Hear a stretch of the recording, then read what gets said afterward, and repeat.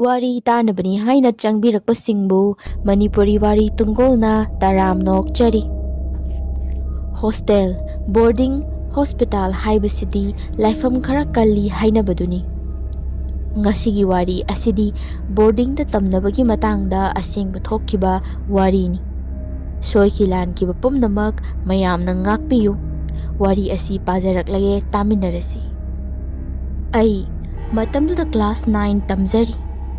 Aikhoi babaga hek pokminaba manaw nupa kaka asina. Class 9 kari ngaisidagi metric ki tayari hawradawni. Larik to hojitiki kanna pahawragane 11-12 sidi free da loina school afabada tamdoini.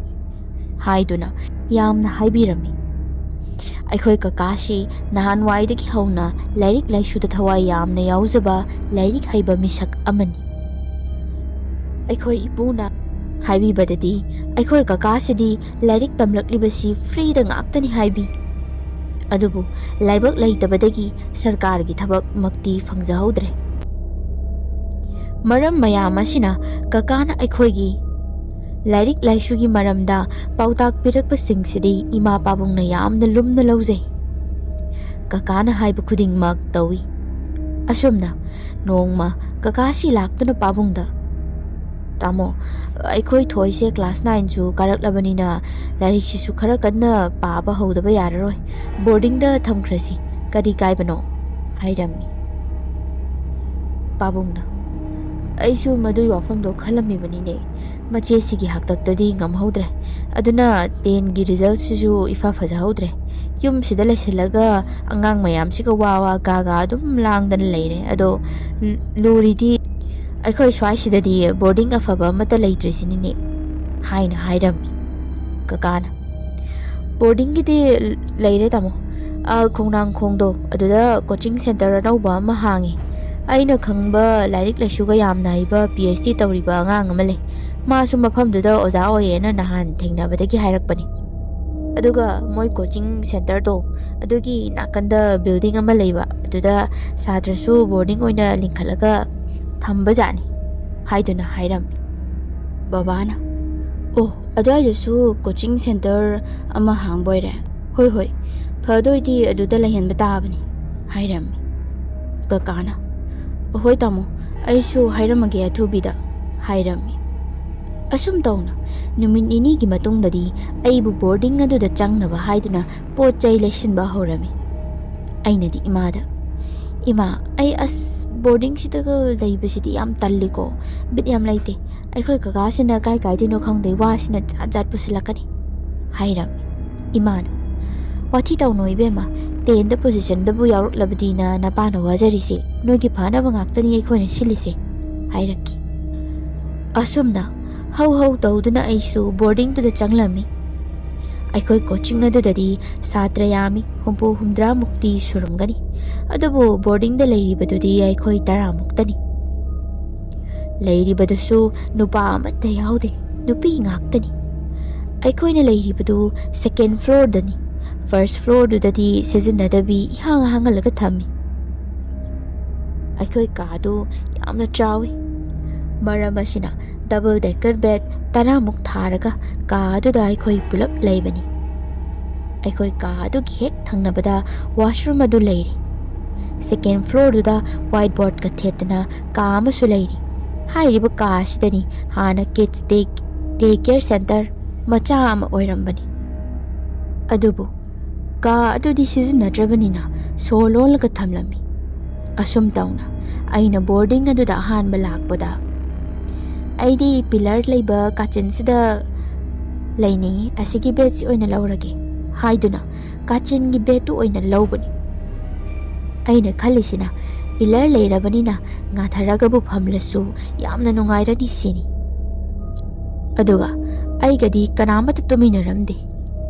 Maram asina makhagi bed tuda itomta tumbani.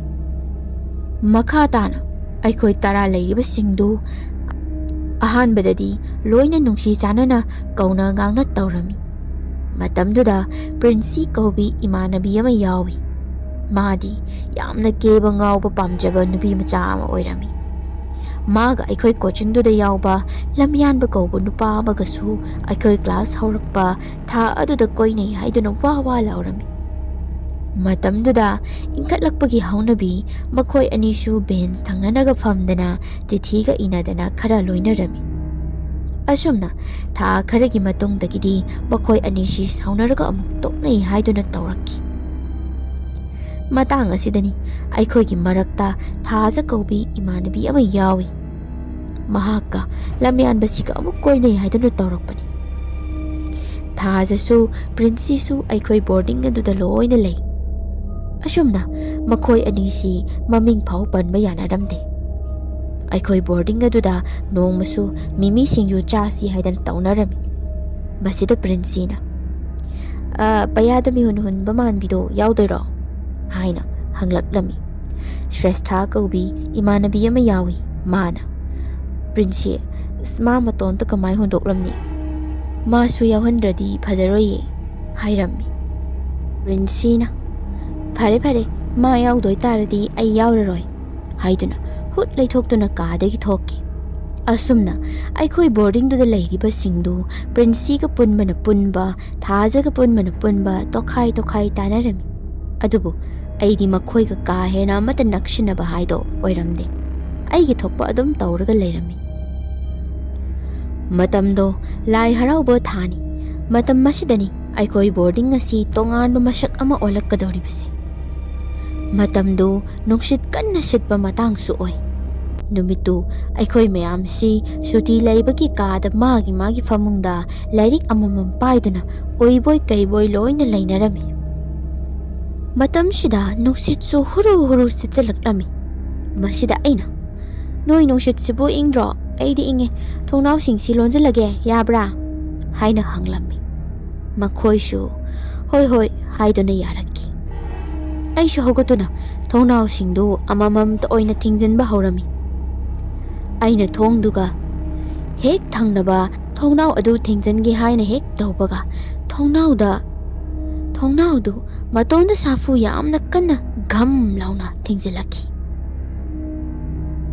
mingjega kaidribo thongnaw kuthing phajai haidana imanabi amana hairakki imanabi adu langlen kawi aina aishu khangdiye thongnaw se thengbau thingdringai ji matonda thingjalai ne hairam masida Shrestana aishu ohawe kamai tawino hojikidubo nungsisu site hairakki ainasu adune ngasai nungsit sitlingai dudana game tawde aduga sigi thongnawgi yot nakanda ngaknabasisu yawrini hairam mayam su loina hoi hojikidudi khara kanmankhre makholju si yamna hawi haidana hainarakki adubu karisi oiramoida nungsit sitpasida oiramni haidana khandoknarami aduga adamna hek hainaba loibaga thongnaw adugi hek mayoknana leiba thongnaw adumu gam launa thinjilakpani matang asi yawraklabada aikoi si kharadi kinaraklami asumna lai Haraoba haurakpa matamsida aikoida khara tamnai haibagi shamin pibadi haurabani lam henba haibasi adum yawba tabani aikoi boarding duda mobile phone paiba yade hairabasu niyom asi chattaba mi adum yawribani prince si mana ihan hana changlakpadadi phone puraktabani adubu mana anauba koiriba nupado khara ahani nupa asina magi pau phaunanabani haiduna phone ama leibirami phone du prince na loina pairami aikoi mayam su amuk magi phone du pairami aduna aikoi mayam changdana pulap lotminare phone du numidang ama aikoi si chak chaba loiraga kakhatnarakpa matamni ngaihak magi thokpa tawraga leinarami prince di mapanda phone du ga thokibani kari tawbano di khangde aduga ngaihak ki matungda masi yamna thuna chensilaktuna oi Shrestha phone sem talolo nang phamung makhaduda moi medam hanubido lakpa male stair ga khalakpagi makol tai haiduna Shrestha da hairami Shrestha su prince ki makhuttagi phone do laudana magi phamung makha da box na saduna thamliba lotfam maduda hapchenli ꯑꯩꯈꯣꯏ ꯃꯌꯥꯝꯁꯨ madam ꯂꯥꯛꯇꯧꯔꯤ ꯍꯥꯏꯗꯅ ꯃꯥꯅ ꯉꯥꯡꯉꯛꯇꯅꯕꯅꯤ ꯍꯥꯏꯗꯨꯅ ꯁꯦꯝ ꯁꯥꯔꯒ ꯂꯩꯔꯝꯃꯤ. ꯐꯅꯌꯥꯝ ꯀꯨꯏꯅ ꯉꯥꯏꯔ ꯐꯥꯎꯕꯗ ꯀꯅꯥꯃꯠꯇꯗꯤ ꯂꯥꯛꯂꯝꯗꯦ. ꯑꯩꯅ "ꯀꯗꯥꯏꯅ ꯃꯦꯗꯥꯝ ꯂꯥꯛꯇꯧꯔꯤ ꯍꯥꯏꯁꯤꯕꯣ? ꯂꯥꯛꯁꯨ ꯂꯥꯛꯇꯅ ꯐꯅꯌꯥꯝꯗꯤ ꯀꯨꯏꯔꯦ ꯉꯥꯏꯔꯛꯏꯁꯦ" ꯍꯥꯏꯔꯝꯃꯤ. ꯄ꯭ꯔꯤꯟꯁꯤꯅ "ꯉꯁꯥꯏ ꯑꯩꯅ ꯃꯄꯥꯟ ꯊꯣꯛꯄꯩꯗꯨꯗ ꯁ꯭ꯇꯦꯌꯔꯁꯤꯗ ꯃꯤ ꯀꯥꯔꯛꯍꯧꯕꯅꯤ ꯃꯤ" ꯍꯥꯏꯔꯝꯃꯤ. ꯑꯩꯈꯣꯏ ꯃꯌꯥꯝꯁꯤ ꯄ꯭ꯔꯤꯟꯁꯤꯅ ꯃꯤ ꯀꯥꯔꯛꯍꯧꯕꯅꯤ ꯍꯥꯏꯔꯒ ꯀꯥꯔꯛꯇꯕꯗꯨꯗ ꯈꯔꯗꯤ ꯀꯤꯖꯔꯝꯃꯤ. ꯃꯈꯥꯗꯩ ꯁꯔ ꯈꯣꯏꯅ ꯁꯨꯝ ꯀꯥꯔꯒ ꯌꯦꯡꯕ ꯂꯥꯛꯂꯝꯃꯤ ꯖꯥꯠꯂꯥ ꯍꯥꯏꯅꯁꯨ ꯈꯟꯅꯔꯝꯃꯤ. ꯁ꯭ꯔꯦꯁꯊꯥꯅ "ꯁꯔ ꯈꯣꯏꯅ ꯌꯦꯡꯕ ꯂꯥꯛꯄ ꯑꯣꯏꯔꯝꯃꯗꯤ ꯁꯤꯕꯧ ꯂꯥꯛꯂꯝꯅꯤꯌꯦ. ꯃꯣꯏꯗꯤ ꯀꯩꯗꯧꯕꯒꯤ ꯁ꯭ꯇꯦꯌꯔꯕꯧꯇꯪ ꯀꯥꯔꯛꯂꯝꯃꯒ ꯍꯟꯈꯤꯗꯣꯏꯅꯣ? ꯃꯔꯝ ꯆꯥꯗꯦ" ꯍꯥꯏꯔꯝꯃꯤ. ꯃꯌꯥꯝꯅꯁꯨ "ꯑꯗꯨꯅꯤꯅꯦ, ꯀꯩꯅꯣꯝꯃ ꯇꯧꯔꯦ ꯑꯩꯈꯣꯏ ꯕꯣꯔꯗꯤꯡꯁꯦ, ꯇꯝꯅꯔꯖꯥꯠꯂꯥ" ꯍꯥꯏꯔꯝꯃꯤ. ꯄ꯭ꯔꯤꯟꯁꯤꯅ ꯃꯔꯛ ꯊꯠꯅ ꯑꯃꯨꯛ "ꯉꯥꯏꯈꯣ ꯇꯣ ꯇꯥꯗ꯭ꯔꯣ ꯁꯤ ꯃꯈꯣꯜꯁꯦ" ꯍꯥꯏꯗꯨꯅ ꯃꯅꯥ ꯊꯥꯡꯒꯠꯂꯒ ꯇꯥꯔꯝꯃꯤ. ꯑꯩꯈꯣꯏꯁꯨ ꯁ꯭ꯇꯦꯌꯔꯗ ꯀꯅꯥꯒꯨꯝꯕ ꯑꯃꯅ ꯆꯄꯜ ꯇꯣꯡꯂꯒ ꯀꯥꯔꯛꯄꯒꯤ ꯃꯈꯣꯜ ꯑꯃ ꯇꯥꯔꯛꯈꯤ. ꯑꯣꯐꯤꯂꯤꯌꯥ ꯀꯧꯕ ꯅꯨꯄꯥꯗꯧꯅ ꯇꯧꯕ ꯑꯃꯁꯨ ꯌꯥꯎꯔꯝꯃꯤ ꯏꯃꯥꯟꯅꯕꯤ. ꯃꯥꯅ "ꯃꯄꯥꯟꯗ ꯌꯦꯡꯂꯨꯁꯤ ꯂꯥꯎꯗꯅ, ꯍꯨꯔꯥꯟꯕꯒ ꯆꯪꯕ ꯑꯣꯏꯔꯝꯃꯗꯤ ꯃꯅꯝ ꯇꯦꯛꯈꯩ ꯐꯨꯁꯤ" ꯍꯥꯏꯗꯨꯅ ꯍꯧꯔꯛꯈꯤ. ꯑꯩꯈꯣꯏꯁꯨ ꯀꯩꯒꯤꯅꯣ ꯈꯪꯗꯦ ꯃꯥꯒꯤ ꯃꯇꯨꯡꯗ ꯑꯩꯈꯣꯏ 3-4 ꯈꯔ ꯏꯟꯅꯗꯨꯅ ꯊꯣꯛꯂꯝꯃꯤ. ꯑꯣꯐꯤꯂꯤꯌꯥꯁꯤ ꯃꯥꯅ ꯉꯥꯡꯕ ꯈꯨꯗꯤꯡꯁꯦ ꯑꯩꯈꯣꯏ ꯃꯌꯥꯝꯁꯤ ꯍꯦꯛꯇ ꯏꯅꯤꯡꯉꯤ. ꯃꯥꯁꯤ ꯉꯥꯡꯕ ꯁꯛꯄꯁꯨ ꯌꯥꯝꯅ ꯍꯩ. ꯅꯨꯃꯤꯗꯥꯡꯗꯨꯗ ꯑꯩꯈꯣꯏꯁꯤ ꯇꯣꯔꯆ ꯂꯥꯏꯠ 2ꯃꯨꯛ ꯄꯥꯏꯔꯒ ꯑꯣꯐꯤꯂꯤꯌꯥꯅ ꯃꯃꯥꯡ ꯊꯪꯗꯨꯅ ꯀꯥꯗꯨꯒꯤ ꯃꯄꯥꯟꯗ ꯊꯣꯛꯂꯝꯃꯤ. ꯁ꯭ꯇꯦꯌꯔꯗꯨꯗ ꯇꯣꯔꯆ ꯊꯥꯟꯖꯤꯟꯗꯨꯅ ꯌꯦꯡꯕ ꯃꯇꯝꯗꯗꯤ ꯀꯔꯤꯁꯨ ꯂꯩꯔꯝꯗꯦ. ꯑꯣꯐꯤꯂꯤꯌꯥꯅ "ꯑꯩꯈꯣꯏ ꯊꯣꯛꯂꯛꯄꯗꯨ ꯇꯥꯔꯖꯥꯠꯂꯥ? ꯂꯩꯔꯝꯗ꯭ꯔꯦꯅꯦ ꯀꯩꯝꯇ" ꯍꯥꯏꯔꯛꯈꯤ. ꯑꯩꯈꯣꯏꯁꯨ "ꯆꯪꯉꯁꯤ ꯂꯥꯎꯁꯦ, ꯈꯔꯅꯒ ꯃꯝꯁꯨꯛ ꯇꯧꯕꯅꯦ, ꯀꯤꯁꯤꯜꯂꯛꯑꯦ" ꯍꯥꯏꯗꯨꯅ ꯃꯅꯨꯡꯗ ꯆꯪꯂꯝꯃꯤ. ꯑꯩꯈꯣꯏꯗ ꯍꯟꯗꯛ ꯊꯣꯛꯂꯤꯕꯁꯤꯡꯗꯨ ꯀꯔꯤꯅꯣ ꯍꯥꯏꯕ ꯒ꯭ꯌꯥꯟ ꯑꯃꯠꯇ ꯇꯥꯖꯔꯝꯗꯦ. ꯅꯣꯡꯉꯥꯜꯂꯒꯁꯨ ꯁꯔꯗ ꯑꯩꯈꯣꯏꯅ "ꯁꯔ, ꯍꯟꯗꯛꯁꯦ ꯀꯔꯤꯅꯣ ꯖꯥꯠ ꯌꯥꯝ ꯇꯧꯔꯛꯑꯦ" ꯍꯥꯏꯗꯨꯅ ꯊꯣꯡꯅꯥꯎꯒꯤ ꯋꯥꯔꯤꯗꯨꯗꯒꯤ ꯍꯧꯔꯒ ꯂꯣꯏꯅ ꯂꯤꯔꯝꯃꯤ.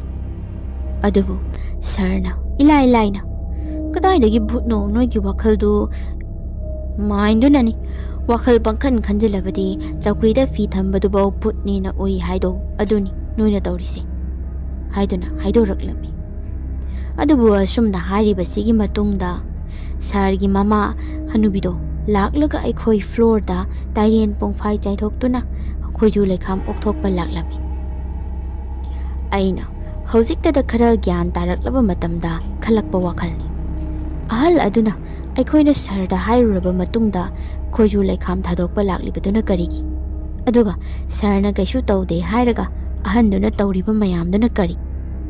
ꯑꯩꯈꯣꯏꯅ ꯍꯪꯕꯗꯕꯨꯗꯤ ꯑꯍꯟꯗꯨꯅ "ꯀꯔꯤꯝ ꯇꯧꯗꯦ, ꯅꯈꯣꯏ ꯃꯌꯥꯝꯅꯅꯦ ꯀꯤ ꯍꯥꯏꯕꯗꯨꯗ ꯈꯣꯏꯖꯨ ꯂꯩꯈꯥꯝ ꯊꯥꯗꯣꯛꯄꯤꯕꯅꯤ ꯑꯕꯣꯛꯅ, ꯅꯣꯏ ꯋꯥꯈꯜ ꯌꯥꯡꯅꯕꯅ" ꯍꯥꯏꯔꯛꯂꯝꯃꯤ. ꯑꯁꯨꯝꯅ ꯌꯥꯝꯅ ꯉꯛꯄ ꯃꯑꯣꯡꯗ ꯑꯍꯜ ꯑꯗꯨꯅ ꯁꯦꯡꯗꯣꯛꯂꯝꯕꯗꯒꯤ ꯐꯅ ꯀꯨꯏꯅꯗꯤ ꯀꯔꯤꯃꯠꯇ ꯇꯧꯔꯛꯈꯤꯗꯦ. ꯑꯗꯨꯕꯨ ꯃꯇꯝ ꯈꯔ ꯂꯩꯔꯒꯗꯤ ꯏꯁꯥꯗ ꯌꯥꯝꯅ ꯀꯤꯕ ꯊꯧꯗꯣꯛ ꯑꯃ ꯊꯦꯡꯅꯈꯤ. ꯑꯩꯈꯣꯏ ꯂꯩꯃꯤꯟꯅꯕ ꯏꯃꯥꯟꯅꯕꯤ ꯑꯃꯒꯤ ꯃꯃꯥꯒ ꯃꯟꯗꯣꯝꯆꯥꯒ ꯂꯥꯛꯂꯝꯃꯤ ꯍꯥꯏꯗꯨꯅ ꯅꯨꯃꯤꯠꯇꯨꯃꯗꯤ ꯑꯆꯥ ꯑꯊꯛ ꯃꯌꯥꯝ ꯄꯨꯔꯛꯄꯗꯣ ꯇꯛꯈꯠꯇꯅ ꯆꯥꯔꯝꯃꯤ. ꯑꯗꯨꯛ ꯌꯥꯝ ꯄꯨꯔꯛꯄ ꯑꯆꯥꯄꯣꯠꯇꯣ ꯑꯩꯈꯣꯏꯅ ꯆꯥꯕꯗ ꯈꯨꯗꯛꯇ ꯂꯣꯏꯅ ꯂꯣꯏꯁꯤꯜꯂꯝꯃꯤ. ꯐ꯭ꯔꯨꯇꯤ, ꯃꯖꯥ ꯄꯨꯔꯛꯂꯤꯕ ꯃꯌꯥꯝꯗꯨꯁꯨ ꯂꯣꯏꯅ ꯊꯛꯂꯝꯃꯤ. ꯃꯍꯤ ꯊꯛꯄꯗꯨꯗꯤ ꯑꯩꯅ ꯃꯌꯥꯝꯗꯒꯤ ꯈꯖꯤꯛ ꯈꯔ ꯍꯦꯟꯈ꯭ꯔꯕ ꯃꯥꯜꯂꯤ. ꯑꯩꯗꯤ ꯃꯄꯥꯟ ꯊꯣꯛꯄꯗ ꯉꯥꯏꯍꯥꯛꯇ ꯐꯥꯎꯕ ꯐꯝꯊꯕ ꯌꯥꯔꯝꯗꯦ. ꯅꯨꯃꯤꯗꯥꯡꯒꯤ ꯄꯨꯡ 9 ꯇꯥꯔꯛꯄ ꯑꯗꯨꯋꯥꯏꯗꯅꯤ. ꯑꯩꯁꯤ ꯃꯄꯥꯟ ꯀꯟꯅ ꯊꯣꯛꯅꯤꯛꯂꯛꯂꯝꯃꯤ. ꯆꯥꯛꯄꯨꯗꯤ ꯉꯁꯥꯏ ꯄꯨꯡ 9ꯗ ꯆꯥꯕ ꯂꯣꯏꯈ꯭ꯔꯕꯅꯤ. ꯑꯁ, ꯑꯩꯁꯦ ꯃꯥꯏꯁꯨ ꯇꯥꯗ꯭ꯔꯤꯕꯅꯤꯅꯦ, ꯃꯄꯥꯟ ꯊꯣꯛꯄ ꯆꯠꯂꯤꯉꯩꯁꯤꯗ ꯑꯗꯨꯝ ꯇꯥꯍꯧꯔꯒꯦ ꯈꯟꯗꯨꯅ ꯐꯦꯁ ꯋꯥꯁꯇꯨ ꯄꯥꯏꯔꯒ ꯋꯥꯁꯔꯨꯝ ꯇꯝꯅ ꯂꯥꯛꯂꯝꯃꯤ. ꯋꯥꯁꯔꯨꯝꯒꯤ ꯃꯩꯗꯨ ꯊꯥꯟꯗꯨꯅ ꯑꯩ ꯃꯥꯏ ꯇꯥꯕ ꯍꯧꯔꯝꯃꯤ. ꯏꯁꯤꯡ ꯇꯥꯕꯒꯤ ꯃꯈꯣꯜ ꯃꯔꯛ ꯑꯗꯨꯗ ꯃꯄꯥꯟꯗ ꯑꯉꯥꯡ ꯃꯆꯥ ꯈꯔꯅ ꯅꯣꯛꯄ ꯂꯥꯡꯗꯨꯅ ꯁꯥꯟꯅꯕꯒꯤ ꯃꯈꯣꯜ ꯑꯃ ꯇꯥꯔꯛꯄꯅꯤ. ꯑꯩ ꯇꯦꯞꯇꯨ ꯊꯛ ꯃꯨꯊꯠꯂꯒ ꯑꯃꯨꯛ ꯇꯥꯕꯅꯤ. ꯃꯇꯝꯁꯤꯗꯁꯨ ꯑꯗꯨꯃꯛ ꯇꯥꯔꯤ. ꯃꯥꯏ ꯇꯥꯕꯗꯨ ꯁꯠ ꯂꯣꯏꯁꯤꯜꯂꯒ ꯋꯥꯁꯔꯨꯝ ꯃꯄꯥꯟꯗꯨꯗ ꯊꯣꯛꯂꯛꯂꯝꯃꯤ. ꯀꯤꯗ꯭ꯁ ꯗꯦ ꯀꯦꯌꯔ ꯁꯦꯟꯇꯔ ꯑꯣꯏꯔꯝꯕ ꯀꯥ ꯑꯗꯣꯝꯗꯒꯤ ꯑꯣꯏꯔꯝꯃꯤ ꯑꯩꯅ ꯉꯁꯥꯏꯗꯒꯤ ꯇꯥꯔꯤꯕ ꯃꯈꯣꯜꯁꯤꯡ ꯑꯗꯨ. ꯑꯗꯨꯕꯨ ꯃꯁꯤ ꯀꯔꯝꯅꯗꯤ ꯑꯣꯏꯊꯣꯛꯀꯅꯤ? ꯀꯥ ꯑꯗꯨꯗꯤ ꯁꯤꯖꯤꯟꯅꯗꯕꯒꯤ ꯃꯄꯥꯟꯗꯒꯤ ꯁꯣ ꯂꯣꯟꯗꯨꯅ ꯊꯝꯂꯤꯕꯅꯤ. Ka manung aduda angang machasing aduna law khongduna sanabagi makhol adu ka adudagini haiduna hek khangbaga makhosing adu hena hobagumna tawraki.